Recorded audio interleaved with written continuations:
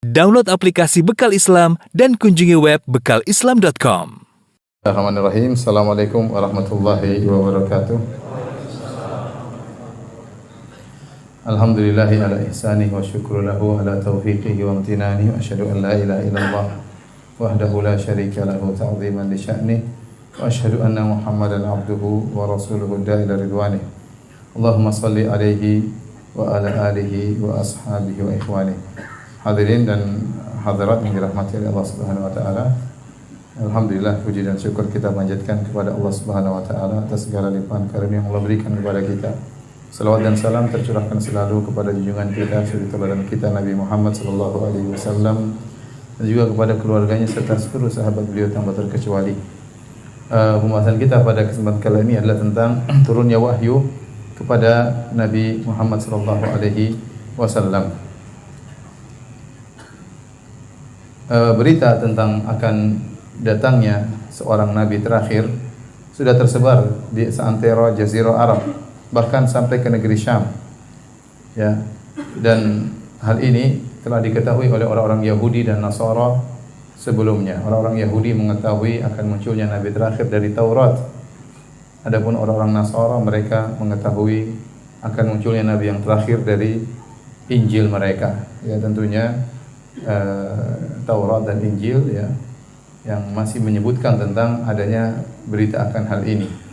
Dan sebagaimana Allah sebutkan dalam Al-Qur'an, Nabi Isa mengabarkan akan hal ini. Wa idz qala Isa bin Maryam ya bani Israil inni rasulullah ilaikum. Tatkala Isa bin Maryam berkata kepada Bani Israel, wahai Bani Israel, sungguhnya aku adalah utusan Allah kepada kalian. Musaddiqan lima bayyana yadayya minat Taurat.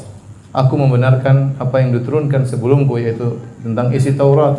Wa mubasysyiran bi rasuli ya'ti min ba'di ismuhu Ahmad.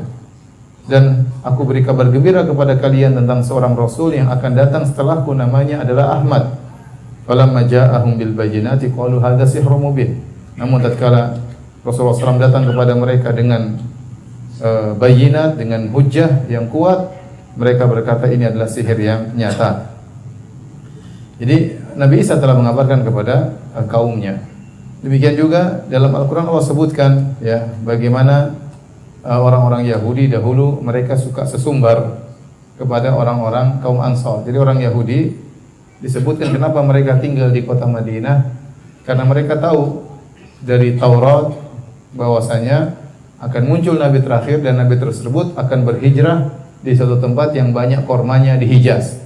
Sehingga mereka sengaja tinggal di kota Madinah dan mereka berkonsentrasi di kota Madinah. Sehingga terkumpullah di sana 3 suku besar kabilah, ya Bani Qainuqa, kemudian Bani Nadir dan Bani Quraidah. 3 kabilah Yahudi besar, mereka sengaja tinggal di kota Madinah. Dan dahulu sebelum kaum Ansar masuk Islam, yaitu suku Al-Aus dan suku Al-Khazraj sebagai penduduk kota Madinah yang tinggal bersama Yahudi, mereka sering bertikai di antara suku Ansar yang belum masuk Islam, itu suku Aus Khazraj dengan orang Yahudi. Kalau terjadi pertikaian, orang Yahudi sering mengatakan, nanti sebentar lagi akan datang nabi dan kami akan bersama nabi tersebut menghabisi kalian. Selalu orang Yahudi bilang begitu, sesumbar. Tatkala terjadi pertempuran di antara mereka, sengketa di antara mereka, orang Yahudi sering ngomong, nanti akan muncul nabi terakhir, kami bersama nabi tersebut akan menghabisi kalian. Tatkala, dan ini sering didengar oleh kaum Ansar. Begitu nabi tersebut muncul, yang beriman kaum Ansar, Yahudi tidak beriman. Makanya Allah sebutkan dalam surat Al-Baqarah, walamma ja'ahum kitabun min indillahi musaddiqun lima ma'ahum wa kanu min qablu yastaftihuna 'ala alladhina kafaru. Padahal mereka orang Yahudi dahulunya sering sesumbar bahwasanya kami akan menang terhadap orang-orang kafir. Falamma ja'ahum ma arafu kafaru bi. Tatkala datang apa yang mereka kenal, mereka tahu tentang Rasulullah SAW, kafaru bih, mereka pun kafir kepada Rasulullah SAW. Fala'natullahi 'alal kafirin. Maka laknat Allah kepada orang-orang yang kafir. Allah juga sebutkan tentang bagaimana mereka ngerti betul tentang Rasulullah SAW. Kata Allah, alladzina atainahumul kitaba ya'rifunahu kama ya'rifuna abna'ahum. Sungguhnya orang-orang yang diberikan Alkitab kepada mereka, diberikan Taurat, itu orang-orang Bani Israel, orang Yahudi. Ya'rifunahu kama ya'rifuna abna'ahum. Mereka kenal betul Rasulullah sebagaimana mereka mengenal anak-anak mereka. Allah beri gambaran yang sangat luar biasa. Orang-orang Yahudi mengenal Rasulullah seperti mengenal anak-anak mereka. Kita kalau punya anak, kita kenal betul anak kita. Bagaimana ciri-ciri fisiknya, apa kesukaannya, mainnya di mana, teman-temannya siapa. Mereka kenal betul, mereka tahu Rasulullah SAW fisiknya seperti apa, kemudian hijrahnya kemana, mereka tahu. Seperti mengenal anak-anak mereka. Tetapi begitu datang Rasulullah SAW, mereka tidak beriman. Sebabnya cuma satu, gara-gara ternyata Nabi terakhir tersebut bukan dari Bani Israel. Mereka hasadan min indi anfusihim. Mereka hasad. Padahal telah datang kebenaran, telah jelas kebenaran bagi mereka, mereka hasad. Mereka menyangka nabi-nabi seluruhnya dari Bani Israel. Karena sebelumnya Nabi Isa, kemudian Nabi Musa, nabi-nabi seluruhnya dari Bani Israel. Begitu Nabi terakhir, ternyata Allah tutup dengan Nabi dari Arab. Dan Allah sudah menurunkan Nabi dari Arab sebelumnya. Seperti Nabi Saleh, Nabi Hud, dan Nabi Shu'aib. Ini Arab. Jadi Nabi yang Arab ada 4. Saleh, Hud, Saleh, Shu'aib, dan Muhammad sallallahu alaihi wasallam. Jadi bukan hal yang baru Allah menurunkan seorang Nabi, mengutus seorang Nabi dari Arab. Namun mereka menyangka bahwasanya Nabi terakhir juga dari Bani Israel. Karena sebelum Nabi Muhammad seluruhnya nabinya Bani Israel. Nabi Daud, Nabi Musa, Nabi Isa, Nabi Yusuf, Nabi Daniel, Nabi Ayub, semua Bani Israel. Tatkala tahu Nabi tersebut ternyata bukan dari Bani Israel, maka mereka tidak mau beriman hanya karena hasad, fanatik kesukuan, sehingga akhirnya fanatik tersebut membuat mereka tidak beriman kepada Rasulullah sallallahu alaihi wasallam. Tapi demikian juga di antara yang menunjukkan akan hal ini, hadis yang diriwayatkan oleh Imam Al-Bukhari dalam Sahih Al-Bukhari, tatkala di tahun sekitar 6 Hijriah atau 7 Hijriah, Abu Sufyan itu masih kafir, pergi ke negeri Syam. Dan negeri Syam dikuasai oleh Heraklius Romawi, raja Romawi yang beragama Nasrani. Maka Heraklius pun sudah tahu akan muncul nabi di zaman-zaman ini, dia sudah tahu. Karena dia selain seorang raja, dia juga seorang yang alim. Dikatakan dia juga pendeta, Heraklius ini. Heraklius. Akhirnya dia waktu tahu ada orang-orang Arab datang, dia suruh panggil, suruh tangkap Abu Sufyan untuk didatangkan di hadapan Heraklius. Maka Heraklius pun bertanya tentang sifat-sifat Nabi tersebut. Apakah begini, apa begini, ya. Dan ternyata sifat-sifat tersebut sama dengan sifat-sifat Nabi yang dia ketahui. Ya. Makanya dia mengatakan seandainya Nabi tersebut datang, ya, maka dia akan menempati kedua tempatku ini, kedua kaki yang akan menempati tahtaku ini. Ya. Dia tahu akan hal tersebut. Makanya setelah itu dia bertanya kepada anak buahnya, bukankah Nabi berkhitan? Ya. Kata anak buahnya, wahai sang raja, kalau Nabi tersebut dari Yahudi kita akan bunuh karena Yahudi berkhitan. Heraklius bertanya lagi, apakah orang-orang Arab juga berkhitan? Ya. Kata mereka, tidak tahu. Tahu-tahu ada seorang Arab didatangkan, kemudian diperiksa, ternyata orang Arab memang juga apa? Berkhitan. Ya. Jadi ternyata yang berkhitan bukan cuma orang-orang Yahudi, orang Bani Israel, bahkan orang Arab juga berkhitan. Dan di antara ciri Nabi terakhir adalah diutus pada kaum yang berkhitan. Intinya para hadirin dan hadirat yang dirahmati Allah Subhanahu wa taala, jadi berita tentang akan munculnya Nabi terakhir sudah tersebar di seantero Jaziratul Arab, disebarkan oleh Yahudi, disebarkan oleh Nasara, bahkan disebarkan oleh para dukun-dukun yang juga meramal akan muncul Nabi terakhir, sehingga berita ini bukanlah berita yang aneh bagi mereka, karena mereka sudah menantikan kedatangan Nabi terakhir tersebut.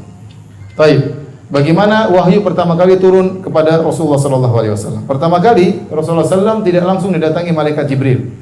Tapi Rasulullah sallallahu alaihi wasallam didatangi wahyu lewat mimpi, ya, lewat mimpi. Ya, sehingga setelah Rasulullah sallallahu sering bermimpi, Rasulullah sallallahu jadi suka untuk berkhalwat, suka menyepi di goa. Dalam hadis yang diriwayatkan oleh Aisyah radhiyallahu taala anha, beliau mengatakan dalam Sahih Al-Bukhari, awwalu ma budi'a bihi Rasulullah sallallahu alaihi wasallam minal wahyi ar-ru'ya salihah. Pertama kali turun kepada Nabi sallallahu alaihi wasallam, ya, mulai wahyu pertama kali turun dalam bentuk mimpi yang benar. Fin naum, yaitu mimpi dalam tidur. Fa kana la yara ru'yan illa ja'at mithla falaki subhi. Dan tidaklah Nabi sallallahu alaihi wasallam kalau bermimpi kecuali dia melihat mimpi tersebut benar-benar jelas terang benderang seperti cahaya di pagi hari. Sering seorang bermimpi tidak jelas, ya, melihat orang tidak jelas, tahu-tahu di tempat ini tiba-tiba pindah tempat lain, tahu-tahu melihat kondisi yang aneh-aneh. Tapi mimpinya Nabi tidak demikian. Mimpinya Nabi SAW melihat dengan sangat sangat jelas. Sehingga setelah Rasulullah SAW banyak bermimpi, Rasulullah SAW jadi ingin mengenal lebih dekat Allah Subhanahu wa taala. Maka dia pun suka untuk menyepi. Maka berangkatlah Nabi SAW pergi ke gua Hira. Dan kata para ulama, ini semua muqaddimah ya, yang Allah Subhanahu wa taala berikan kepada Nabi SAW sebelum Nabi bertemu langsung dengan malaikat Jibril. Sebagai muqaddimah kepada Nabi SAW ya. Di antaranya ada hal-hal yang aneh-aneh yang Nabi alami. Sebelum mimpi Nabi mengalami hal yang aneh-aneh. Seperti Nabi disalami oleh batu. Dalam hadis riwayat Muslim dari Jabir bin Samurah, qala Rasulullah SAW, Rasulullah SAW bersabda, "Inni la a'rifu hajaran bi Makkah kana yusallimu alayya qabla an ub'ats. Inni la a'rifuhu al-an." Sungguhnya aku mengetahui sebuah batu di Mekah. Batu itu beri salam kepada aku sebelum aku diangkat menjadi seorang rasul. Dan aku tahu sekarang di mana batu tersebut. Aneh, ada batu kirim salam. Batu mengucapkan Assalamualaikum. Ya, Nabi heran. Kejadian aneh. Di antara kejadian aneh yang dialami oleh Nabi SAW, malaikat menangkap Nabi, kemudian menjatuhkan Nabi, kemudian membelah dada Nabi SAW waktu Rasulullah berusia 4 tahun. Dikeluarkan jantungnya, dibersihkan, dimasukkan lagi. Ya, ini juga kejadian yang aneh. Rasulullah SAW tentunya banyak pertanyaan dalam dirinya. Ada apa gerangan?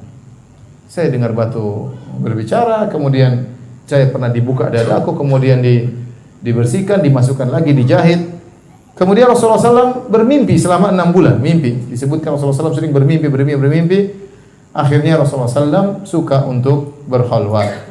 Kita lanjutkan, kata Aisyah, "Tsumma hubbiba ilayyal khala." Setelah itu aku pun suka untuk bersendirian.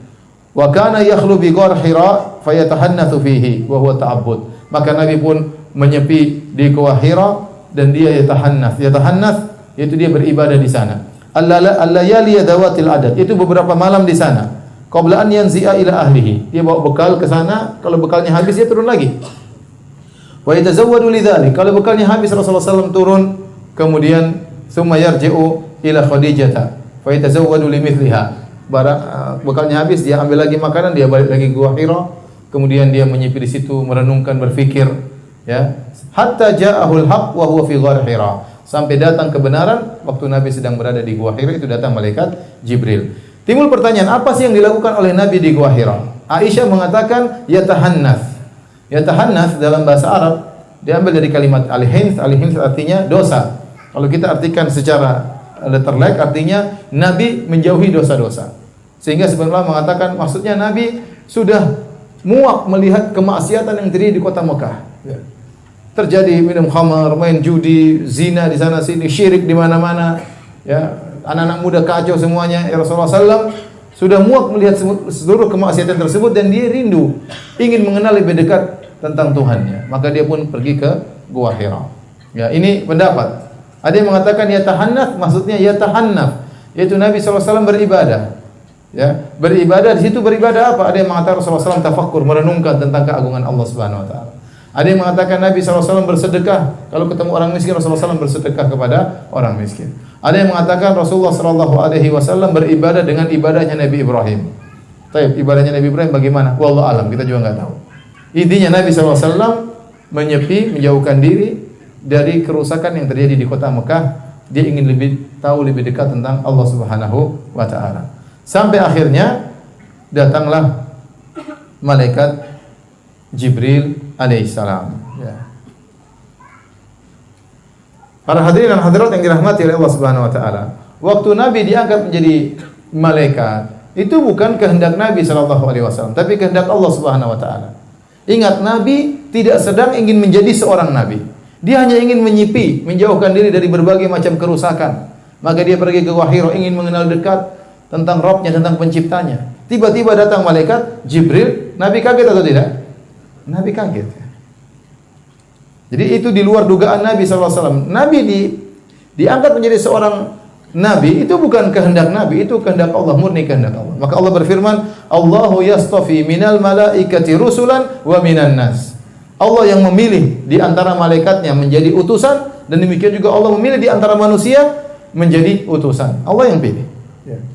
Oleh karena yang benar, kenabian itu adalah istifa. Kenabian itu adalah pilihan Allah, bukan amrun muktasab, bukan perkara yang diusahakan sebagaimana pendapat sebagian orang, seperti pendapat Ibnu Sina. Ibnu Sina inilah tokoh yang dikenal dalam tokoh kedokteran orang Islam, tapi dia memiliki penyimpangan-penyimpangan dalam masalah akidah. Dibahas oleh para ulama, dibantah oleh Al-Ghazali, dibantah oleh para ulama. Di antaranya dia berpendapat bahwasanya kenabian adalah amrun muktasab. Kenabian adalah perkara yang bisa diusahakan. Katanya Nabi SAW pergi ke goa, ingin jadi nabi, diusahakan melatih diri, akhirnya menjadi seorang nabi. Maka dia berpendapat kalau seorang melatih dirinya, misalnya melaparkan dirinya, latihan untuk lapar, latihan untuk latihan tertentu, kemudian sampai dia pada tingkatan tertentu, akhirnya dia berkhayal ketemu dengan malaikat, ya. Akhirnya berkhayal seakan-akan dia mendengar suara itulah wahyu, maka dia menjadi seorang nabi. Dan ini tidak benar, ya. Ya. Maka Anda jangan coba-coba jadi seorang nabi, ya. Jangan pergi ke Gua Hira atau pergi ke Pondok Indah kemudian menyepi di situ, ya, melatih diri, melaparkan diri, akhirnya semaput, ya. Jangan, ya. Yang datang jin nanti. Yang datang apa? Jin. Jadi kenabian itu tidak bisa diusahakan, itu murni pilihan Allah Subhanahu wa taala. Nabi saja tidak pernah berpikir dia bakalan jadi nabi, dia enggak tahu. Makanya waktu begitu datang malaikat Jibril dia ketakutan, ada apa dengan saya? Dia ketakutan. Dan nabi-nabi yang lain pun demikian, tidak ada latihan-latihan. Coba Nabi Isa alaihissalam masih kecil sudah bisa bicara atau tidak? Apa ada latihan Nabi Isa waktu lahir kemudian latihan jadi nabi? Enggak ada latihan. Nabi Yahya masih kecil juga seorang nabi, tidak pakai latihan-latihan, tahu-tahu Allah angkat dia menjadi seorang nabi. Nabi Yusuf alaihissalam Allah angkat menjadi nabi tanpa latihan-latihan. Nabi Musa alaihissalam juga tanpa latihan-latihan diangkat menjadi nabi, ya. Dan demikianlah para nabi sebelumnya. Mereka diangkat oleh Allah menjadi nabi tanpa ada latihan-latihan khusus. Maka tidak benar pendapat yang mengatakan bahwasanya seorang bisa menjadi nabi dengan berusaha. Dan ini sebenarnya kekufuran. Karena ini melazimkan ada nabi setelah Nabi Muhammad SAW. Ya, berarti nabi terakhir bukan Nabi SAW. Masih ada nabi-nabi yang lain. Tergantung seorang berusaha melatih diri, akhirnya nanti dia menjadi seorang nabi. Di antara mereka ada yang praktekan. Dia pergi menyepi, melatih diri sampai dia tunggu kapan ada yang berkata kum fa'anzir, ya. Bangun dan berilah peringatan. Enggak ada yang ngomong-ngomong sampai mati pun tidak ada. Jadi akhirnya datang jin, datang dia menggoda dia, akhirnya muncullah macam-macam. Akhirnya sebagian orang ngaku menjadi nabi, ya. Seperti saya pernah di kapal, tahu-tahu ada orang ceramah, kemudian dia mengatakan sungguhnya Jibril sudah turun kepada saya sejak lama. Cuma saya sembunyikan. Ini saatnya saya akan menyampaikan, ya, kepada kalian. Subhanallah, tampang bukan tampang nabi, model nggak beres, ya. Melihat kita kasihan lihat dia ini. Kemudian ngaku sebagai nabi. Dan akhirnya muncul banyak orang sekarang ngaku sebagai nabi. Bahkan ada pengikut. Terakhir saya dengar nabi di Karawang ada pengikutnya. Jadi saya ketemu nabi tersebut waktu di kapal. Hampir-hampir saya jadi sahabat pengikut. Jadi para hadirin hadirat yang mati Allah Subhanahu wa taala, tidak ada nabi bukan perkara yang kenabian bukan perkara yang bisa diusahakan. Itu murni anugerah dari Allah Subhanahu wa taala, ya. Dan Ibnu Sina punya penyimpangan yang lain, seperti dia mengatakan alam adalah azali, ini juga tidak benar. Dia mengatakan Allah juga hanya mengetahui secara global, secara detail juga tidak, ini juga pendapat tidak benar. Yang benar Allah mengetahui secara detail, ya. Sehingga Ghazali dan orang-orang lain membantah Ibnu Sina dengan bantahan yang keras. Baik. Kemudian Aisyah radhiyallahu anha kembali menjelaskan bagaimana proses datangnya wahyu. Kata Aisyah radhiyallahu anha, "Faja'ahul malak fihi." Maka datanglah malaikat di Gua Hira. Faqala, kemudian malaikat berkata, "Iqra," bacalah. Faqala lahu Nabi sallallahu alaihi wasallam, Nabi sallallahu alaihi wasallam berkata, "Faqultu ma ana biqari." Aku tidak bisa baca sama sekali. Ma ana biqari dalam bahasa Arab artinya aku sama sekali tidak bisa membaca. Dan Nabi sallallahu alaihi wasallam memang tidak bisa membaca, ya. Sebagaimana Allah berfirman, "Wa ma kunta tatlu min qablihi min kitabin wa la takhutuhu bi yaminik idzal lartabal mubtilun." Kata Allah Subhanahu wa taala, kamu tidak pernah bisa membaca sebelumnya. Kamu tidak bisa menulis sebelumnya. Kalau seandainya kau bisa membaca sebelumnya, bisa menulis sebelumnya, maka orang-orang ahli batil akan meragukanmu. Jadi Allah sengaja mengangkat nabi, ya, menjadi seorang nabi dari seorang nabi yang ummi, tidak bisa baca, tidak bisa tulis, untuk menunjukkan bahwasanya Al-Qur'an itu bukan karangan Muhammad sallallahu alaihi wasallam. Seandainya Rasulullah SAW orang terpelajar, orang cerdas, ya, orang pandai, maka orang akan mengatakan, itu Muhammad hanya baca Taurat dulu. Dia baca Taurat, dia baca Injil, kemudian dia kemas dalam bahasa baru, dia bilang Al-Quran. Maka Allah ingin buktikan bahwasanya Muhammad tidak bisa baca, tidak bisa tulis. Maka Quran itu bukan karangan Muhammad sallallahu alaihi wasallam. Inilah hikmahnya kenapa Allah menurunkan Al-Quran kepada seorang nabi yang ummi, yang tidak bisa baca, tidak bisa tulis. Kemudian khilaf di kalangan para ulama, apakah nabi tidak bisa baca, tidak bisa tulis sampai beliau wafat sallallahu alaihi wasallam? Ada yang mengatakan setelah itu nabi bisa baca, bisa tulis. Ada yang mengatakan ini pendapat yang lebih benar, sampai nabi wafat nabi tidak bisa baca, tidak bisa tulis, untuk menjaga keotentikan Al-Quran, bahwasanya Al-Quran ini murni dari Allah, bukan karangan Muhammad sallallahu alaihi wasallam. Taib, malaikat berkata, "Iqra, bacalah." Maka Nabi sallallahu alaihi wasallam mengatakan, "Ma ana biqari." Dalam sebagian riwayat disebutkan oleh Ibnu Hajar, malaikat membawa lauha tertulis, "Iqra bismi rabbikal ladzi khalaq khalaqal in." Baca, kata malaikat. Kata Nabi, "Ma ana biqari." Saya sama sekali tidak bisa baca. Kata Rasulullah sallallahu alaihi wasallam, "Fa akhadhani fa ghattani hatta balagha minni al-jahdu." Maka malaikat tersebut mengganggu lalu memelukku sampai aku susah sesak. Benar-benar kepayahan dipeluk oleh malaikat. Nabi itu orangnya kuat ya. Tapi dia tidak berkuasa, tidak berkutik tatkala dipeluk oleh malaikat Jibril. Tsumma arsalani, kemudian malaikat Jibril melepas, Nabi lega lagi. Kemudian malaikat Jibril berkata, "Iqra, bacalah." Faqultu ma ana biqari, kata Nabi, aku tidak bisa baca sama sekali. Fa akhadhani fa ghattani tsaniyata hatta balagha minil jahd. Kemudian malaikat memeluk aku dengan pelukan yang sangat kuat sampai aku tidak sesak bernapas, ya, sampai aku sangat kepayahan. Tsumma arsalani, kemudian malaikat melepaskan aku lagi. Lega lagi Nabi sallallahu alaihi wasallam. Faqala iqra, Nabi berkata lagi, "Iqra." Kata malaikat Jibril, "Bacalah." Faqultu, kata Nabi, "Ma ana biqari." Aku tidak bisa baca sama sekali. Fa akhadhani faqattani ats-tsalitsata. Kemudian malaikat pun memeluk aku dengan kuat untuk ketiga kalinya. Hatta balagha minil jahd, sampai aku pun kepayahan. Tsumma arsalani, kemudian dia melepaskan aku. Kemudian malaikat pun mentalkin kepada Nabi, "Iqra bismi rabbikal ladzi khalaq khalaqal insana min 'alaq. Iqra wa rabbukal akram alladzi 'allama bil qalam 'allamal insana ma lam ya'lam." 5 ayat pertama dari surat Al-Alaq.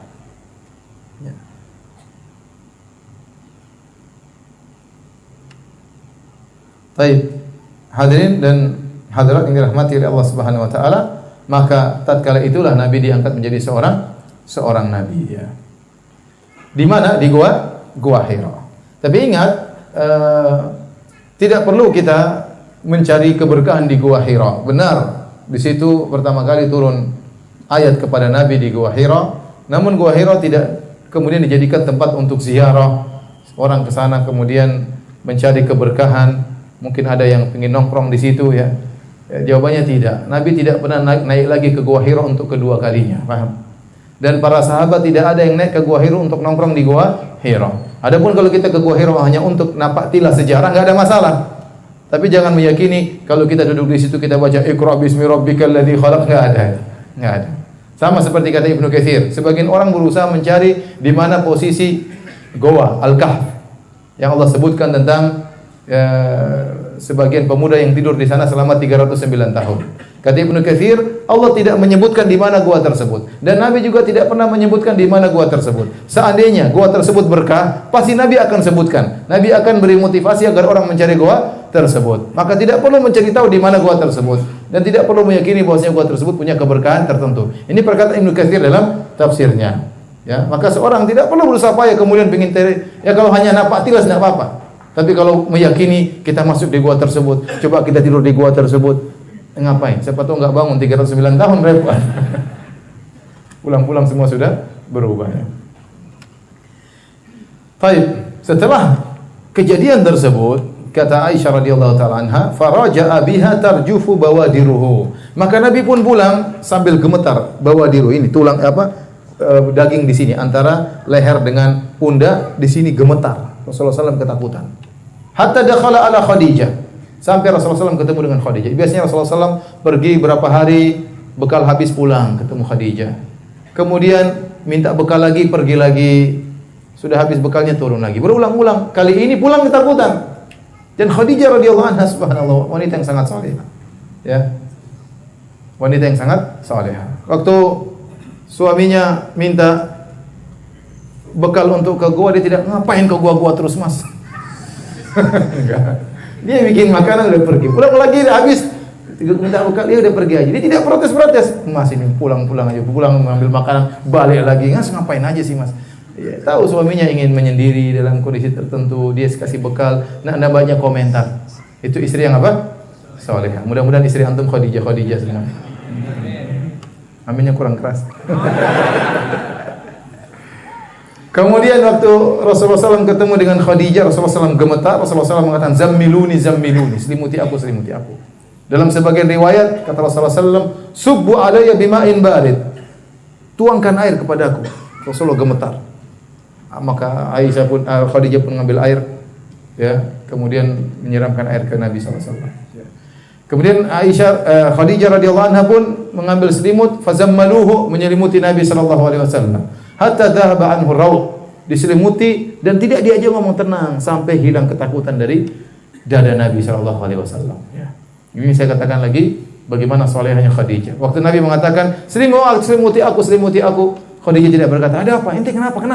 Cerita dulu, sebentar, ada apa?" Enggak. Langsung dibilang ngambil selimut, nurut, tidak banyak omong. Mesti suaminya suruh ambil selimut, diselimuti sampai suaminya tenang, baru dia berbicara dengan apa? Dengan suaminya tersebut. Faqala ya Khadijah mali. Kata Rasulullah, ya Khadijah, ada apa denganku? Wa akhbaraha al-khabar. Maka Nabi pun bercerita kepada Khadijah tentang apa yang dia alami. Datang tadi seorang tahu-tahu meluk dia, kemudian dengan kuat sampai sak napas dilepas 3 kali suruh baca. Ya. Kemudian Rasulullah SAW berkata, wa qad khasyitu ala nafsi, sungguhnya aku khawatir sesuatu menimpa diriku. Ini disampaikan oleh para ulama. Apa yang ditakutkan oleh Nabi SAW? Ada yang mengatakan Nabi takut dia gila. Kenapa dia melihat makhluk aneh? Dari mana tiba-tiba muncul begitu kuatnya memeluk Nabi ini? Dari mana? Orang gila kan sering lihat aneh-aneh. Ya. Nabi takut dia gila. Atau Nabi takut dia bakalan mati. Ini kayaknya ada musibah yang akan menimpaku. Apa yang saya alami ini? Ya. Nabi takut gila, Nabi takut sakit, Nabi takut mati, Nabi takut macam-macam. Laqad khasyitu ala nafsi. Sungguh saya khawatir sesuatu yang buruk menimpa diriku. Faqalat lahu, saat itulah peranan seorang istri yang salehah. Maka Khadijah radhiyallahu anha pun menenangkan suaminya dengan berkata, "Kalla abshir, fa wallahi la yukhzikallahu abada." Sekali-sekali tidak wahai suamiku, kau tidak akan tertimpa dengan perkara yang perlu kau takutkan. Abshir, bergembiralah. Fa wallahi la yukhzikallahu abada. Demi Allah, Khadijah yang bersumpah untuk menenangkan suaminya. Demi Allah, Allah tidak akan menghinakan engkau selamanya. Kenapa? Innaka latasilur rahim. Kau suka menyambung silaturahmi. Wa tasduqul hadis. Kau selalu jujur dalam berkata. Wa tahmilul kalla. Kau selalu membantu orang yang kesusahan. Wa taqrid dhaif. Engkau selalu menjamu tamu. Wa tu'inu ala nawaibil haq. Dan engkau membantu orang terkena musibah. Orang sepertimu ini tidak bakalan dihinakan oleh Allah Subhanahu wa taala. Inilah istri yang solehah seperti ini. Kalau suaminya lagi terkena sesuatu kesedihan, maka dia tenangkan jiwa suaminya. Ya. Dia tenangkan jiwa suaminya. Bukan malah membuat suaminya gelisah. Iya mas, jangan mas. Jangan, malah ketakutan ya. Jangan. Ya. Tenang mas, tenang. Ditenangkan ya. Sebagian orang pulang dari kantor marah-marah.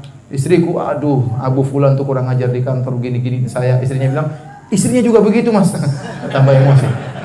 Jadi jangan begitu ya. Jadi istri yang tenang, istri yang baik, jangan memprovokasi suaminya. Tenangkan ya jiwa suaminya. Timbul pertanyaan, Khadijah ini ngomong dalil atau bukan? Dia bukan pakai dalil. Dia saja nabi saja baru jadi nabi. Dari mana dia berkata Allah tidak akan menghinakan engkau selamanya? Dari mana dia tahu? Jawabannya kata Ibnu Hajar rahimahullah bil istiqra, yaitu Khadijah mengamati kondisi manusia di zamannya atau berita-berita dari manusia-manusia terdahulu. Namanya orang-orang kalau suka berbuat baik sama orang lain tidak bakalan dihinakan oleh Allah Subhanahu wa taala. Makanya Khadijah mengatakan, kau tidak akan dihinakan oleh Allah ya suamiku. Kenapa? Engkau suka menyambung silaturahmi.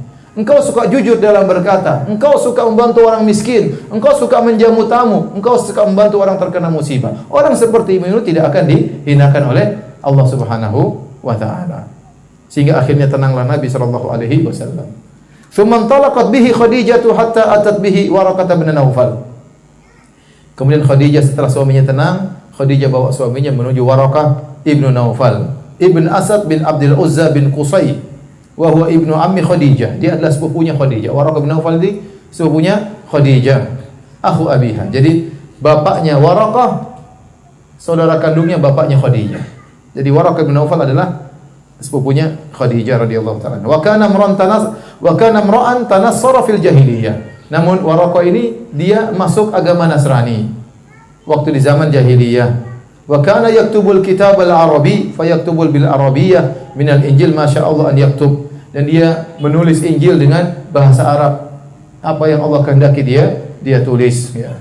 Wa kana syekhun kabiran qad ami. Dan dia adalah seorang yang sudah tua dalam kondisi buta. Ya. Faqalat lahu Khadijah. Maka Khadijah berkata kepada Waraqah, "Ya ibna ammi wahai sepupuku, isma' min ibni akhi." Coba dengarkanlah dari suamiku, dari anak saudaramu. Faqala Waraqah ibna akhi, "Madza tara?" Waraqah bertanya, "Wahai putra saudaraku, wahai Rasulullah, wahai Muhammad, apa yang telah kau lihat?"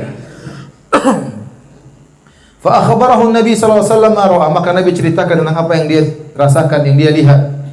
Maka Waraqah berkomentar, "Hadzal namus alladhi unzila ala Musa." Ini adalah malaikat yang pernah Allah turunkan kepada Nabi Musa. Yaitu malaikat pembawa rahasia, maksudnya Jibril. Yang ketemu dengan kamu itulah malaikat yang pernah ketemu dengan Nabi Musa, yang bawa rahasia dari Allah Subhanahu wa taala. Ya laitani fiha jada'an akunu hayyan hina yukhrijuka qaumuka. Kata Waraqah, seandainya saya masih hidup, masih segar, masih muda, tatkala kaummu akan mengusirmu. Faqala Rasulullah sallallahu heran. Aw mukhrijiyahum, apakah kaumku akan mengusirku? Faqala Waraqah, na'am, kau akan diusir oleh kaummu. Lam ya'ti rajulun qad bimithli ma ji'ta bihi illa udi. Tidak seorang pun yang datang membawa seperti yang kau bawa, yaitu tidak seorang nabi pun kecuali akan dimusuhi oleh kaumnya. Wa in yudrikni yaumuka ansurka nasran mu'azzaran. Seandainya waktu itu kau sedang diusir dan aku masih hidup, aku akan tolong engkau dengan pertolongan yang kuat.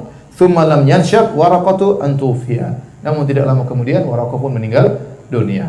Kata para ulama, Waraqah termasuk dari Al-Ahnaf. Al-Ahnaf itu orang-orang yang masih berada dalam tauhid, meskipun di tengah-tengah kejahiliahan, meskipun orang terjerumus dalam berbagai macam kesyirikan, mereka orang-orang tidak pernah berbuat kesyirikan. Di antaranya Waraqah bin Naufal, di antaranya Muhammad sallallahu alaihi wasallam, di antaranya beberapa orang, sampai ada buku khusus judulnya Al-Ahnaf, yaitu orang-orang yang hidup di zaman jahiliyah namun mereka tidak melakukan kesyirikan. Fitrah mereka menolak itu semua. Di antaranya Waraqah ibnu Naufal. Jadi dia masih beragama Nasrani yang lurus, belum menyimpang, belum Nasrani yang syirik. Taib.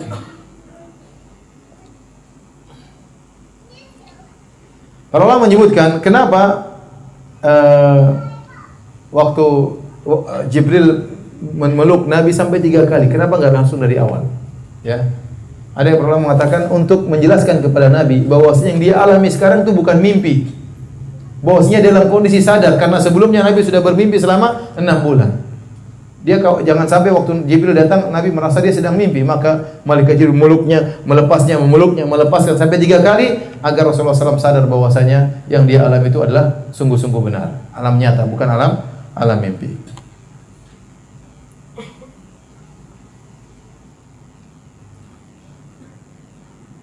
Dan dari sini kita tahu bahwasanya Waraqah adalah orang yang pertama yang membenarkan Nabi sallallahu alaihi wasallam. Lelaki pertama yang membenarkan Nabi sallallahu alaihi wasallam adalah Waraqah bin Naufal. Dan Rasulullah SAW kabarkan bahwasanya Waraqah di surga, ya. Ya, Rasulullah SAW mengatakan la tasubbu Waraqah, janganlah kalian mencaci maki Waraqah. Sungguhnya aku melihat Waraqah ibnu Naufal berada di surga. Fa inni ra'aitu lahu jannatan aw jannatain. Aku melihat dia diberikan oleh Allah satu surga atau 2 surga. Ini dalil bahwasanya Waraqah bin Naufal masuk surga. Namun kalau kita katakan siapa sahabat pertama yang masuk Islam adalah Abu Bakar radhiyallahu anhu. Jadi Abu Bakar masuk Islam setelah Nabi berdakwah. Tapi yang pertama kali beriman sebelum Nabi berdakwah siapa? Waraqah bin Naufal. Tapi setelah itu Waraqah bin Naufal meninggal dunia. Ya. Radhiyallahu taala anhu. Baik. Kapan turunnya wahyu? Ada khilaf di kalangan para ulama kapan turunnya wahyu. Sebagian ulama berpendapat setelah mereka sepakat bahwasanya wahyu turun adalah hari Senin. Wahyu turun hari Senin. Waktu Nabi sallallahu alaihi wasallam ditanya, wa su'ila Nabi sallallahu alaihi wasallam an siyami yaumil Itsnin. Rasulullah SAW ditanya oleh Sahih Muslim, Rasulullah SAW ditanya, "Kenapa beliau puasa hari Senin?" Maka Rasulullah SAW menjelaskan, "Fihi ya yaumun wulidtu fihi." Di situ hari aku dilahirkan. wa yaumun ub'ats, dan hari di mana aku diutus menjadi seorang nabi. Jadi Nabi dilahirkan hari Senin, Nabi SAW diangkat menjadi seorang rasul juga hari apa? Hari Senin. Harinya disepakati oleh para ulama. Namun kapannya khilaf. Sebenarnya mengatakan bulan Rabiul Awal, ada yang mengatakan bulan Rajab, ada yang mengatakan bulan Ramadan. Khilaf di kalangan mereka. Ya, disebut oleh para ulama. Ya. Tapi bagaimana dengan firman Allah, Inna anzalnahu fi lailatul qadar. Sungguhnya kami menurunkan Al-Quran di Lailatul Qadar, itu di bulan Ramadan. Kenapa masih ada khilaf lagi? Kata para ulama yang berpendapat bahwasanya bukan di bulan Ramadan, kata mereka karena maksudnya Allah menurunkan Al-Quran di bulan Ramadan adalah Al-Quran diturunkan secara full di Baitul Izzah. Secara full, setelah itu baru diturunkan secara bertahap sesuai dengan kejadian. Nah, tahapan pertama kali turun bulan Rabiul Awal atau bulan Rajab, tidak mesti bulan Ramadan. Apalagi mereka berpendapat bahwasanya Rasulullah SAW diutus menjadi seorang nabi tatkala genap usianya 40 tahun. Berarti harusnya bulan Rabiul Awal karena Nabi lahir tahun bulan apa? Rabiul Awal kata mereka. Berarti Rasulullah SAW nanti jadi nabi juga Rabiul Awal. Nantinya ada khilaf. Yang mengatakan bulan Ramadan, kata mereka zahir ayat menunjukkan Al-Quran turun di bulan Ramadan. Inna anzalnahu fi lailatul qadar, kami turunkan Al-Quran di Lailatul Qadar, maksudnya awal kali turun. Ini pendapat dipilih oleh Syekh Utsaimin rahimahullah taala. Jadi Al-Quran turun di Lailatul Qadar di bulan Ramadan. Nah, kalau kita sudah tahu ternyata Al-Quran peristiwa ini Al-Quran turun kapan, ada khilaf, ada yang bulan Rajab, ada yang mengatakan bulan Rabiul Awal, ada yang mengatakan Ramadan. Kalau bulannya saja khilaf, apalagi tanggalnya? Apalagi tanggalnya. Oleh karenanya menentukan tanggal 17 Ramadan sebagai malam nuzulul Quran ini tidak ada dalilnya. Kalau kita bicara secara dalil, tidak ada dalilnya. Ya. Kalau kita berpendapat Al-Quran turun bulan Ramadan, justru dikatakan dalam Al-Quran di Lailatul Qadar. Lailatul Qadar kita tahu 10 malam terakhir. Harusnya tanggal 21 ke atas, malam 21 ke atas, bukan malam 17 atau bulan malam bukan hari tanggal 17. Wallahu a'lam bishawab. Tidak dijelaskan dengan pasti kapan turunnya Al-Quran. Ya. Namun sebenarnya berpendapat kejadian tersebut waktu Rasulullah SAW didatangi malaikat Jibril adalah bulan Ramadan. Ya. Ada yang mengatakan bulan Rajab, ada yang mengatakan bulan Rabiul Awal. Wallahu a'lam bishawab. Baik, kita bisa mengambil banyak faedah dari kisah ini. Pertama, Nabi SAW tidak berusaha menjadi seorang nabi, tapi kenabian adalah pilihan dari siapa? Dari Allah Subhanahu wa taala. Kemudian yang kedua, pentingnya memiliki istri yang salehah, tempat berbagi, tempat curhat ya. Maka bapak-bapak jangan suka curhat sama istri orang ya. Ibu-ibu juga jangan suka curhat sama suami orang. Berusaha curhat kepada pasangan hidup kita. Kalau kita bisa simpan sendiri itu baik, tapi terkadang seorang tidak kuat untuk menyimpannya sendiri. Dia ingin melepaskannya kepada orang lain dan itu akan meredakan kesedihan yang dia alami. Maka kalau dia ingin melepaskan sebagian kesedihannya, ingin curhat, maka pilihlah orang yang tepat. Di antaranya pasangan hidupnya. Ya. Latih diri untuk curhat kepada istri-istri yang solehah. Ada masalah ini, istri kemudian beri petunjuk, beri masukan kepada suaminya. Istri juga demikian. Bukan kemudian curhat di media sosial, di medsos. Curhat di status ya. Ada masalah dengan suami, tulis di status. Suami yang soleh begini-begini, suami yang buruk begini-begini. Supaya suaminya baca. Orang tanya ini istri kenapa tulis kayak gini? Suami juga begitu, nulis istri yang begini-begini, istri yang bejat begini-begini. Maksudnya dia nyindir istrinya. Jadi serang-serangan di media sosial ngapain ya? Nanti serang-serangan di kamar aja, nggak perlu serang-serangan di media sosial. Akhirnya ada masalah dengan keluarga, bikin status ganti lagi gambar profilnya, ganti picture-nya, ganti lagi, hati lagi terpotong lah, hati lagi tertusuk lah, hati lagi. Ya, ngapain seperti itu? Aib keluarga harusnya disembunyikan, bukan untuk diumbar. Kalaupun kita punya masalah, yang terbaik adalah curhat kepada Allah. Sebagaimana Yakub alaihissalam berkata, Innama ashku bathi wa huzni ila Allah. Sungguhnya aku hanya mengeluhkan kesedihanku kepada Allah Subhanahu wa taala, tidak kepada yang lainnya. Tapi tidak semua orang bisa demikian. Sebagian orang ingin ngobrol, ingin menyampaikan kegelisahannya. Ya silakan, tapi jangan sembarang orang. Pilih orang yang soleh atau yang soleha sebagai teman untuk curhat.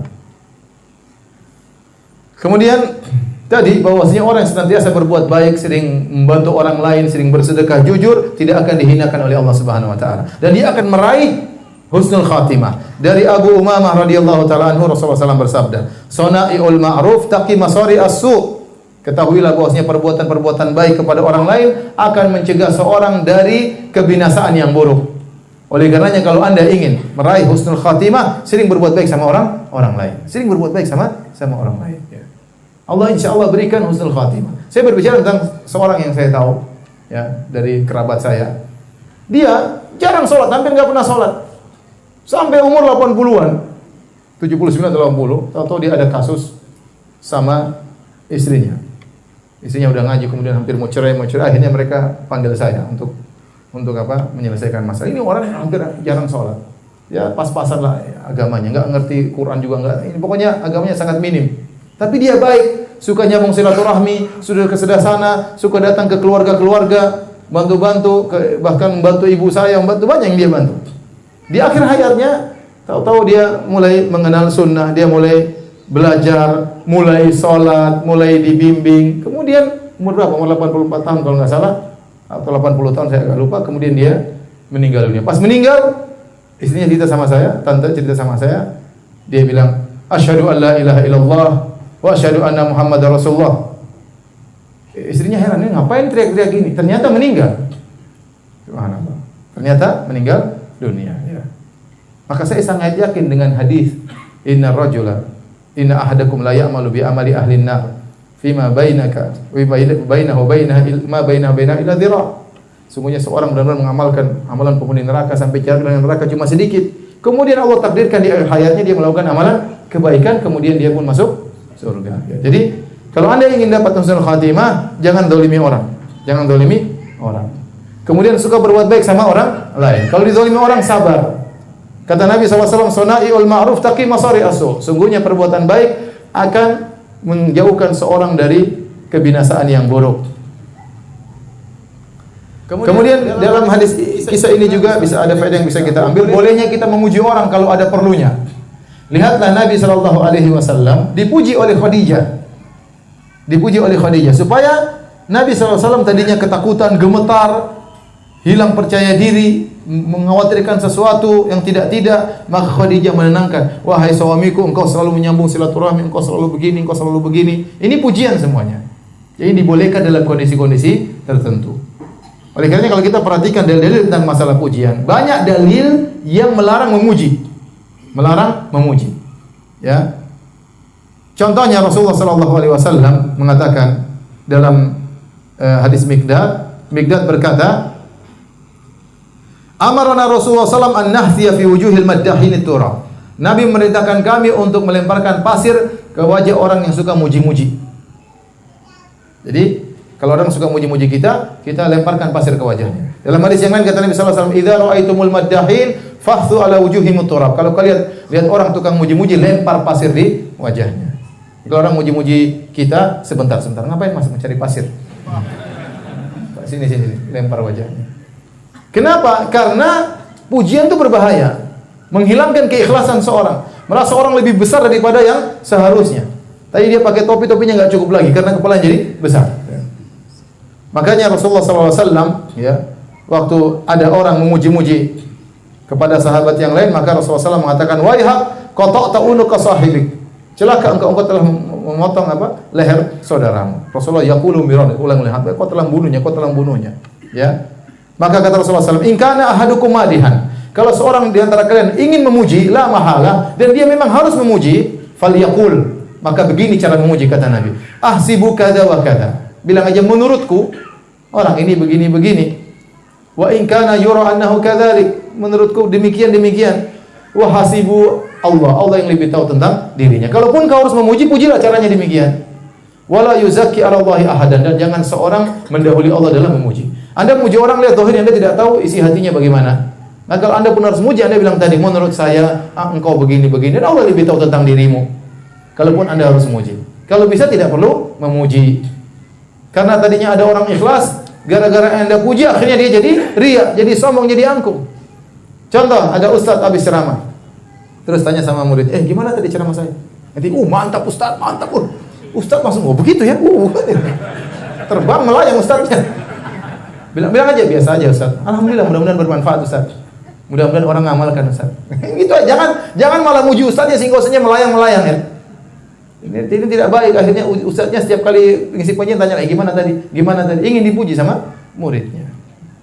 Jadi. Dan ini bahaya. Lihat di medsos sekarang, di medsos orang nukil pujian orang tentang dirinya. Ini si fulan puji saya, dia posting. Ustaz fulan puji saya, dia posting sebagai itu namanya ente puji diri sendiri. Ngapain ente nukil pujian orang terhadap diri ente? Akhirnya saling muji-mujian tebar di medsos. Saya muji ini, ngapain saling puji-pujian ya, akhi? Allah lebih tahu tentang aib-aib kita.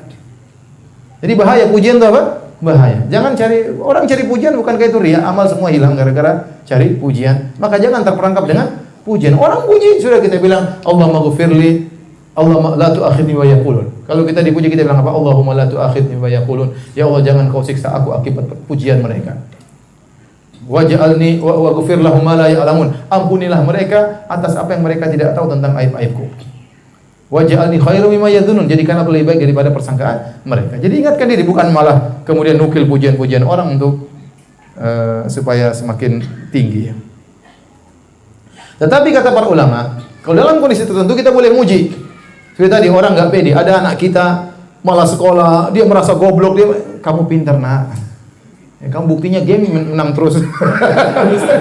Misalnya sabar nak, kamu pintar kok, kamu harus bisa, kamu lihat kamu pintar kok. Ini ada manfaatnya seperti ini. Tadi seperti Khadijah muji siapa? Nabi sallallahu alaihi wasallam. Kamu cerdas kok, kamu bisa. Insyaallah ada orang malas-malas dakwah. Ayo Ustaz dakwah Ustaz, banyak orang dapat hidayah Ustaz. Kemarin ada orang senang sama dakwah antum. Saatnya kita puji. Lihat kondisi, ketika dia lagi malas, kita puji. Kalau lagi naik jangan tambah pujian. Ini tambah melayang ke atas, repot. Ya. Sudah peringatan. Baik, azan nanti kita lanjutkan setelah salat sekaligus tanya jawab. Allah taala alam bisawab.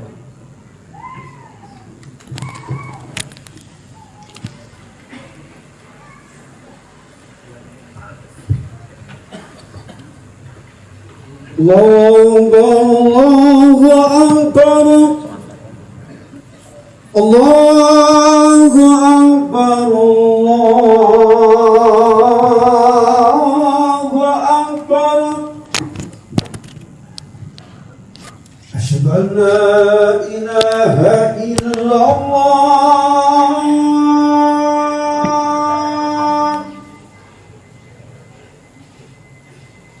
Asyhadu an la ilaha illallah.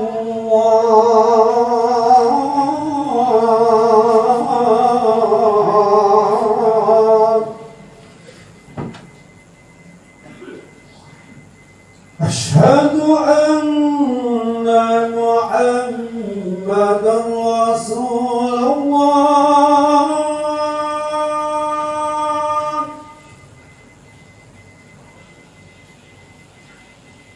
Asyhadu anna Muhammadan Rasulullah.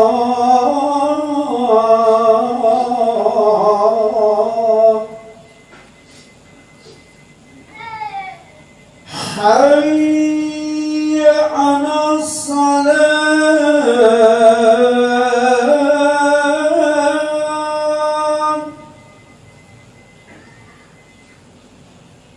Hayya 'alas salat.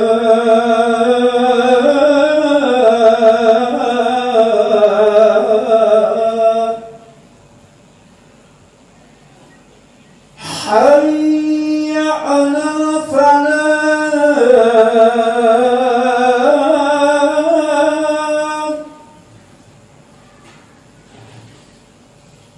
Hayya 'alal falah.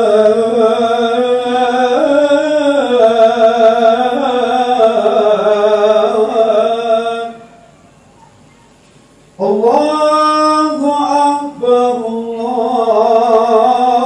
Allahu Akbar. La ilaha illallah.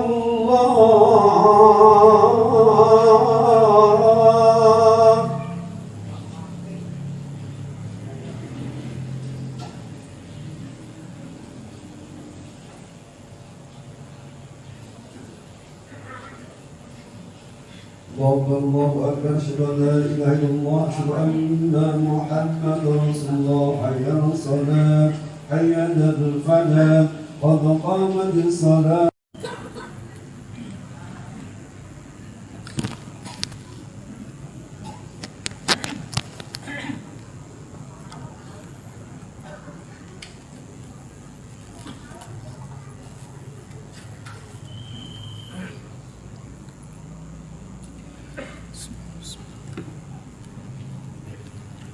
Bismillahirrahmanirrahim. Assalamualaikum warahmatullahi wabarakatuh. Alhamdulillah, salatu wassalamu ala rasulillah wa ala alihi wa sahbihi wa ala. Kita lanjutkan di antara faedah yang bisa kita ambil dari kisah turunnya wahyu kepada Nabi sallallahu alaihi wasallam adalah bahwasanya dakwah itu pasti ada musuhnya. Oleh karenanya Waraqah berkata kepada Nabi sallallahu alaihi wasallam, tidaklah seorang diutus seperti apa yang kau bawa kecuali kecuali akan dimusuhi, ya, yang akhirnya sampai kepada pengusiran Nabi sallallahu alaihi wasallam. Dan Allah telah menegaskan hal ini dalam surat Al-Furqan ayat 31, wa kadzalika ja'alna likulli nabiyyin aduwwan minal mujrimin. Dan demikianlah kami jadikan bagi setiap seorang nabi musuh dari orang-orang yang jahat. Ya. Kemudian juga dalam ayat yang lain surat Al-An'am, wa kadzalika ja'alna likulli nabiyyin aduwan syayatinal insi wal jinni yuhi ba'dhum ila ba'dhin zukhrufal qawli ghurura. Dan demikianlah kami jadikan bagi setiap nabi musuh dari kalangan syaitan manusia maupun syaitan jin, yang mereka saling membisikkan di antara mereka perkataan-perkataan yang indah untuk menipu manusia. Jadi kita tatkala berdakwah, ya, tidak mencari musuh, jangan mencari musuh. Tetapi suatu merupakan tabiat dan konsekuensi dakwah, bahwasanya pasti ada yang mengganggu, pasti ada yang menghalangi. Apalagi jika kita ternyata menghalangi manusia dari syahwat mereka, menghalangi manusia dari hobi mereka, mengharamkan perkara yang sudah mereka gandrungi setiap hari, tentu kita akan dimusuhi atau dicaci maki. Itu suatu perkara yang sudah pasti. Tidak ada orang berdakwah kecuali pasti akan dicerca, ya. Maka seorang hendaknya bersabar, ya. Oleh karenanya tatkala Luqman menyampaikan nasihat kepada putranya, ya bunayya aqimis salata wa'mur bil ma'rufi wanha 'anil munkar wasbir 'ala ma asabak. Dia berkata, wahai putraku, dirikan salat dan serulah kepada kebaikan dan laranglah dari kemungkaran. Kemudian kata beliau, wasbir 'ala ma asabak, dan sabarlah terhadap apa yang menimbamu. Kata para ulama, karena beramar ma'ruf nahi munkar pasti akan menimbulkan gangguan, ya. Dan tatkala kau ditimpa dengan gangguan, maka bersabarlah. Dan seorang dai harus bertakwa kepada Allah Subhanahu wa taala. Tugas dia berdakwah bukan mencari massa, mengikuti keinginan manusia. Kalau manusia ingin ini maka dia halalkan, ya jangan. Dia menyampaikan apa yang disuruh oleh Rasulullah sallallahu alaihi wasallam, meskipun itu bertentangan dengan hasrat dan syahwat manusia, ya. Dia sampaikan kebenaran apapun yang terjadi. Adapun hanya mencari pengikut, mau bilang ini haram takut nanti ditinggal oleh pengikutnya, maka ini dai yang berdakwah kepada cari masa, bukan mencari keridhaan Allah Subhanahu wa taala. Kemudian di antara faedah yang bisa kita ambil tentang beratnya diusir dari kampung sendiri, atau tentang cinta kepada kampung sendiri. Dalam sebagian riwayat, Waraqah berkata kepada Nabi sallallahu alaihi wasallam, la tukadzibannahu, sungguh orang-orang Quraisy, ya, kepada Khadijah, kata dia, sungguh orang-orang Quraisy akan mendustakan Muhammad. Dan Nabi diam waktu dikatakan demikian. Kemudian kata Waraqah lagi, wala tu'dhiyannahu, sungguh orang-orang Quraisy akan menyakitinya. Rasulullah SAW diam, tidak komentar. Tatkala sampai pada perkataan yang ketiga, Waraqah berkata, wala tukhrijannahu, sungguh orang-orang Quraisy akan mengusirnya dari negerinya. Maka Rasulullah SAW komentar, awa mukhrijiyahum, apakah mereka akan mengusirku? Sebagian ulama berpendapat ini dalil bahwasanya terusir dari kampung sendiri adalah perkara yang berat. Ya, bahwasanya Nabi sangat cinta kepada kota kelahirannya, kota Mekah. Ya, Nabi merasa berat diusir dari kaumnya. Oleh karena di antara ujian yang berat bagi Nabi, dia harus meninggalkan kampung halamannya, yang di situ penuh dengan berbagai macam nostalgia yang indah. Sejak kecil dia di situ, tumbuh dan besar di negeri tersebut. Dia mengembalakan kambing di situ, ketemu dengan Khadijah di situ, anak-anak lahirnya di situ. Situlah negeri pamannya, negeri bapaknya, negeri kakeknya, negeri moyangnya. Kota Mekah, tahu-tahu dia diusir dari kota Mekah, ya. Maka ini perkara yang sangat berat bagi Nabi sallallahu alaihi wasallam, ya. Oleh karenanya para ulama menyebutkan ini di antara ujian yang besar yang dialami oleh Rasulullah. Makanya waktu Rasulullah SAW berhijrah, Rasulullah SAW bukan gembira-gembira berhijrah, tidak. Tapi dia bersedih. Maka dia berkata kepada Mekah, kata beliau, "Ma atyabaki min balad, sungguh baik engkau wahai kota Mekah. Wa ahabbaki ilayya, sungguh engkau adalah kota yang paling aku cintai. Walaula anna qaumi akhrajuni minki, kalau bukan kaumku mengusirku darimu, ma sakantu ghairaki, aku tidak akan pindah ke tempat yang lain." Dalam riwayat yang lain Nabi berkata, "Wallahi innaki la khairu ardillah." Wallahi demi Allah wahai Mekah engkau adalah negeri yang terbaik. Wa habbu ardillah ila Allah, dan negeri yang paling dicintai oleh Allah. Walaula anni ukhrijitu minki ma kharajtu. Kalau aku tidak diusir darimu, aku tidak akan pergi meninggalkan engkau. Maka Nabi cinta kepada negeri, dan saya ingatkan bahwasanya cinta kepada negeri adalah perkara yang fitrah. Setiap orang cinta kepada negerinya, ya. Bagaimana tidak cinta kepada negeri? Dia dari negeri tersebut, lahir di negeri tersebut, orang tuanya, mbahnya, moyangnya semuanya di negeri tersebut. Ya, maka seorang berusaha cinta kepada negeri dan menjaga negerinya dengan baik. Apalagi saya katakan tanah air kita. Tanah air kita adalah negeri yang harus kita cintai. Kenapa? Karena negeri ini kebanyakan yang tinggal orang-orang kaum muslimin. Kalau kita menjaga negeri ini berarti kita menjaga kaum muslimin. Jangan sampai timbul perpecahan, sampai timbul kekacauan.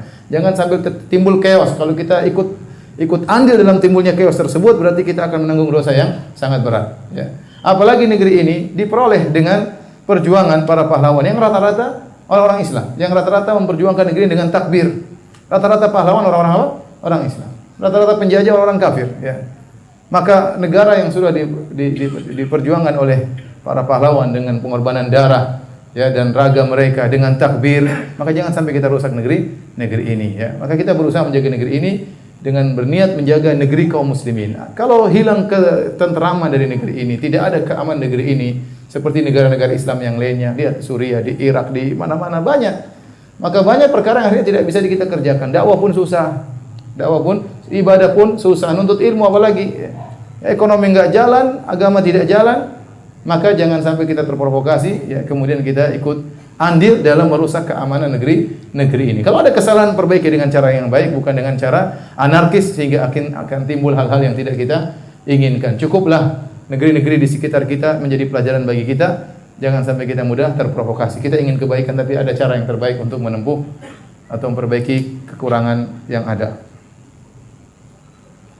Baik, ini juga dalil bahwasanya menyebutkan aib seseorang kalau niatnya bukan untuk menghina tidak mengapa. Ya, seperti dalam hadis Aisyah menyebutkan tentang Waraqah, rajulun tanassara fil jahiliyah qad ami, bahwasanya Waraqah sudah buta. Buta itu aib atau bukan?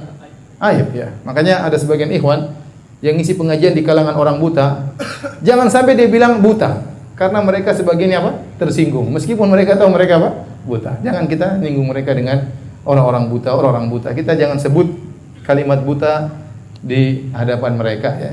Karena itu perkara yang semua orang tidak senang. Siapa yang suka kemudian dia buta. Namun di sini disebutkan Waraqah sudah buta, bukan dalam rangka untuk menghina Waraqah. Jadi kalau kita menyebutkan aib seorang bukan dalam rangka menghina, tapi dalam rangka untuk menjelaskan ada maslahat, tidak mengapa. Contoh, orang datang sama kita, "Pak, kenal Pak Joko enggak?" "Oh, Joko di sini ada dua. Joko gembrot sama Joko kurus, yang mana?"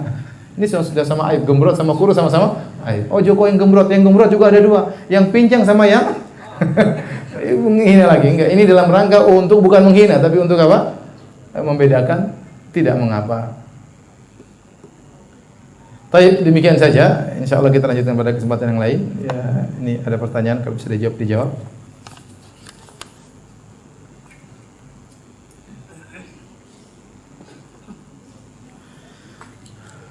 Ustadz mau tanya, kenapa akhir-akhir ini Ustadz tidak jadi imam salat lagi? Perasaan baru sekarang tidak jadi imam salat. Kemarin salat jadi imam. Enggak apa-apa, ya. Mas, enggak apa-apa. Enggak ada apa-apa. Enggak ada masalah.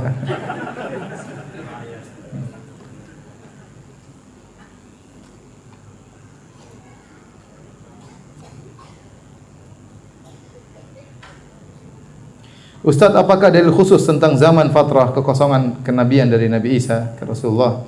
Karena pertemuan sebelumnya dikisahkan Khadijah mengajak Rasulullah bertemu dengan saudaranya Naufal, Waraqah bin Naufal yang masih mengikuti ajaran Nabi Isa. Bila tidak ada dalilnya, bagaimana keadaan kaum tersebut di akhirat? Jadi barang siapa yang belum sampai kepadanya hujjah, kata Allah, wa ma kunna mu'adzibina hatta nab'atsa rasula. Kami tidak akan mengadab ya sampai kami mengutus seorang rasul, yaitu sampai ada hujjah yang sampai kepadanya ya. Jadi ini berlaku kapan saja ya. Di antaranya misalnya tidak usah di zaman fatrah. Contohnya misalnya di suatu daerah, apalagi zaman dahulu belum ada internet, belum ada komunikasi, mungkin di hutan-hutan banyak orang tidak pernah kenal tentang Islam ya. Atau di pedalaman Eropa mereka tidak pernah kenal tentang Islam. Ataupun mereka dengar tentang Islam, Islam teroris, maka dia tidak pernah tertarik untuk mendengar tentang Islam. Nah, bagaimana sih mereka? Apa kita katakan mereka masuk neraka pasti? Jawabannya tidak. Kita katakan mereka di dunia hukumnya kafir karena mereka bukan orang Islam. Tapi di akhirat urusan Allah, Allah akan menguji mereka dengan cara yang Allah kehendaki. Semua datang dalam hadis ya. Allah akan menguji mereka dengan cara Allah Subhanahu wa taala ya. Jadi orang-orang yang tidak sampai hujah kepada mereka tidak bisa kita vonis mereka di neraka jahanam. Tapi kita kalau mereka meninggal ya tidak dikuburkan di kuburan kaum muslimin. Ya karena mereka statusnya kafir secara agama di dunia. Ya tapi di akhirat kita tidak tahu ya.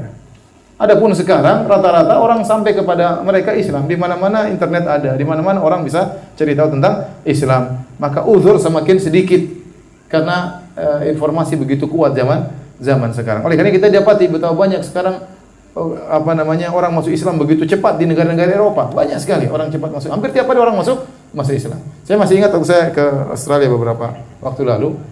Jadi ada orang-orang kafir demo anti-Islam. Demo anti-Islam, mereka kumpul semua di Melbourne kalau nggak salah. Kumpul, tidak banyak, puluhan ya. Puluhan. Kemudian ada demo balasan dari orang kafir juga yang bela Islam. Lebih banyak daripada yang demo anti-Islam. Jadi maksudnya mereka sudah dengar tentang apa? Islam. Karena sekarang informasi begitu kuat. Hampir setiap hari, saya punya kawan juga dari Amerika, dia cerita, dulu saat saya tinggal belasan tahun lalu di Amerika, kalau kita mau sholat Jumat, ada polisi datang, ngitung. 1, 2, kalau 300 sudah nggak boleh datang lagi. Nggak boleh sholat lagi, terlalu banyak 300. Jadi dia tunggu di pintu masjid, 1, 2. Sudah 301 nggak boleh. Sekarang di situ orang sholat Jumat tutup jalan, tidak ada lagi ngitung-ngitung. Sudah banyak orang masuk Islam. Jadi informasi begitu kuat sehingga orang sekarang, mohon maaf, di mana gereja di luar negeri gereja-gereja dijual kosong, dijual, ya nggak ada yang datang ya, nggak ada yang datang, hanya dijual. Sampai saya nanti tolong dihapus ini semuanya. Sampai tatkala saya ke Amsterdam di Eropa dibuat peraturan oleh pemerintah Belanda tidak boleh jual gereja. Kenapa? Kalau dijual pasti yang beli orang Islam yang beli. Kita sampai bayangkan kalau kita kan aib, masa masjid kita jual kali sama agama lain. Itu terjadi banyak di negara-negara Eropa. Kenapa? Karena mereka sudah bosan dengan apa yang mereka yakini. Apa yang mereka yakini tidak mendatangkan kepada kebahagiaan. Mereka menemukan sesuatu yang baru yang mendatangkan kebahagiaan. Hidup mereka foya-foya.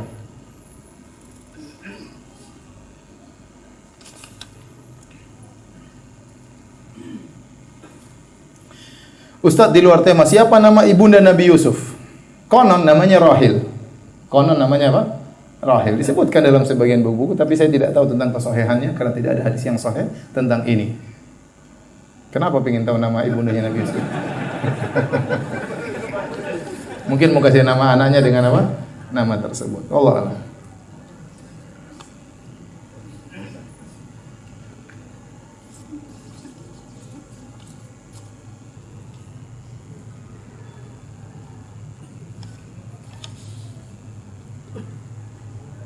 Apa referensi buku Sirah Nabawiyah yang sesuai dengan kebenaran? Saya rasa yang bagus yang saya terjemahkan dua buku. Pertama judulnya Rahiqul Makhtum, Rahiqul Makhtum karangan Safiur Rahman Al-Mubarakfuri. Ini buku sederhana bagus untuk dibaca. Sirah intinya itu aja. Cuma mungkin pemaparannya, mungkin faedahnya. Yang kedua buku judulnya Fiqhus Sirah, juga sudah diterjemahkan dari penerbit Pustaka Darus Sunnah. Itu juga bagus. Ya, dia ihtimam perhatian tentang faedah-faedah yang bisa diambil dari sirah. Jadi kita baca sirah bukan hanya baca cerita, tapi setelah itu disebutkan faedah pertama, faedah kedua, faedah ketiga, faedah keempat, dan saya banyak mengambil faedah dari buku tersebut. Banyak buku-buku yang lain tapi masih dalam bahasa Arab. Makanya belajar bahasa Arab.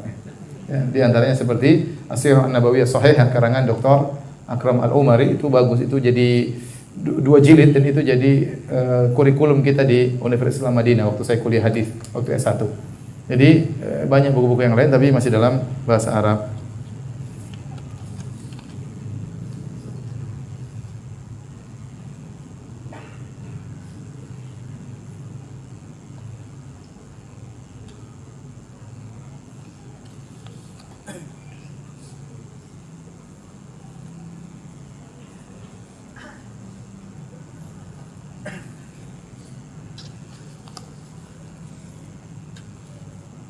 Ustadz, kenapa dada Nabi dibelah sebelum diangkat menjadi Nabi? Ini ikut lagi pengajian sebelum-sebelumnya.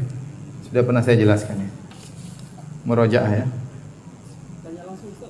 Hah? Sebentar lagi ya. Mengapa yang masuk Islam pertama kali Abu Bakar bukan Khadijah? Kalau Khadijah yang pertama kali masuk Islam secara mutlak dari kalangan wanita maupun laki-laki. Tapi kalau laki-laki yang pertama kali masuk Islam, kita bedakan. Yang sebelum Nabi berdakwah siapa? Waraqah. Setelah Nabi berdakwah siapa? Abu Bakar ya. Ini yang tapi kalau yang pertama kali masuk Islam secara mutlak dari seluruhnya adalah siapa? Khadijah radhiyallahu taala. Silakan, Pak. Ya. Tadi disampaikan Ustaz, jadi pada saat Rasulullah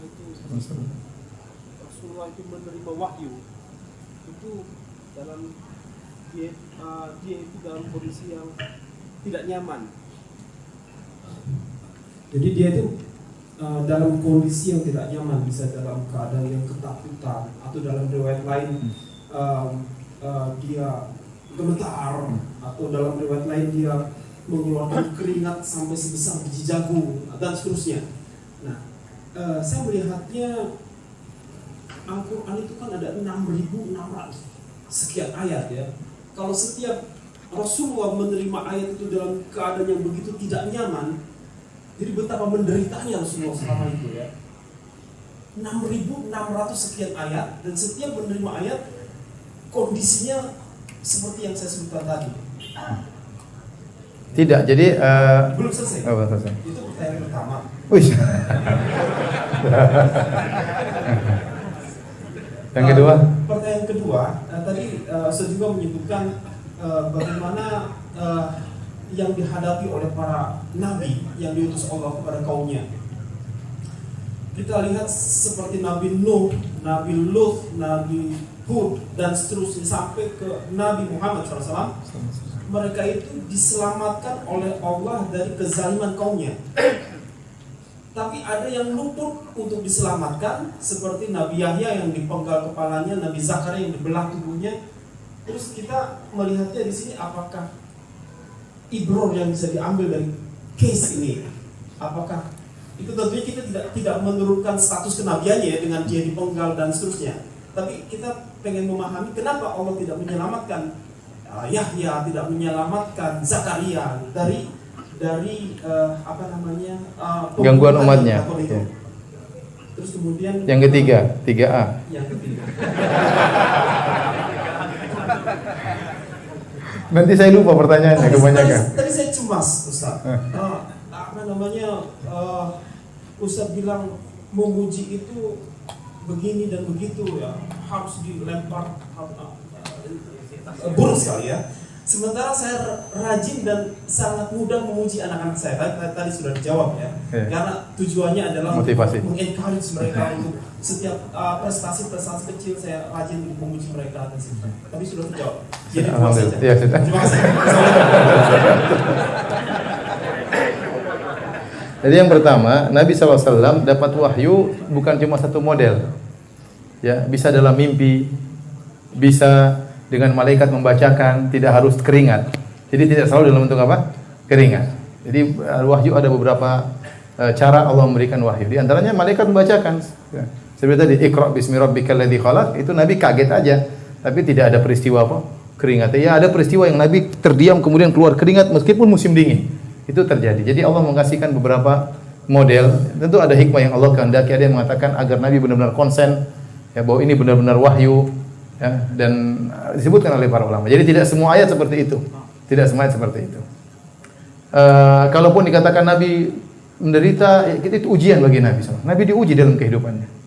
Dari awal sudah jadi penggembala kambing, yatim, karena surganya paling tinggi. Ya. Anaknya meninggal seluruhnya, kecuali Fatimah terakhir. Ya. Dan dilempar oleh kaumnya, diusir oleh kaumnya, dihina dengan tuduhan yang tidak-tidak. Dan demikianlah Nabi hidupnya penuh dengan apa? Ujian. Kata Nabi SAW, asyadun nasi bala'an al-anbiya. Orang yang paling banyak ujiannya adalah para Nabi. Thumma salihun, kemudian orang soleh. Thumma al-amsal fal-amsal, kemudian yang selanjutnya dan selanjutnya. Jadi memang Nabi begitulah kehidupannya, penuh dengan ujian. Karena kita bukan nabi maka ujiannya apa? Sedikit. Ujian sedikit merasa besar itu saja. Ada orang datang, saya diuji berat, apa ujiannya? Ah gitu aja udah banyak orang diuji seperti itu. Merasa berat. Padahal cuma gitu-gitu aja ya. Baik. Ya, yang kedua tadi masalah nabi ya.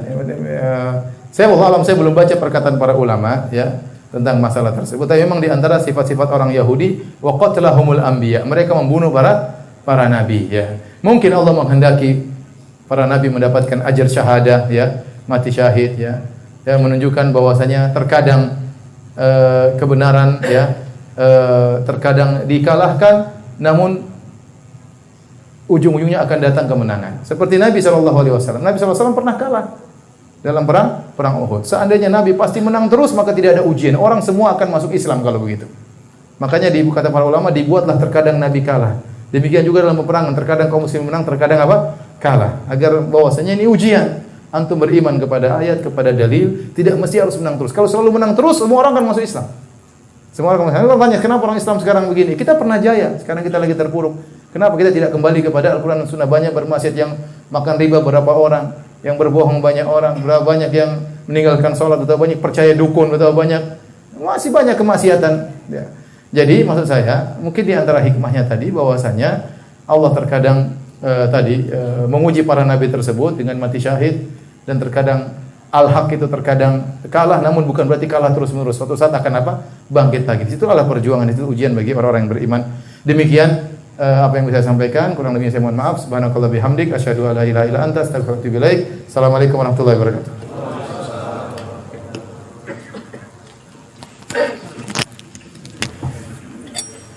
Demikianlah jemaah mulia kajian ilmiah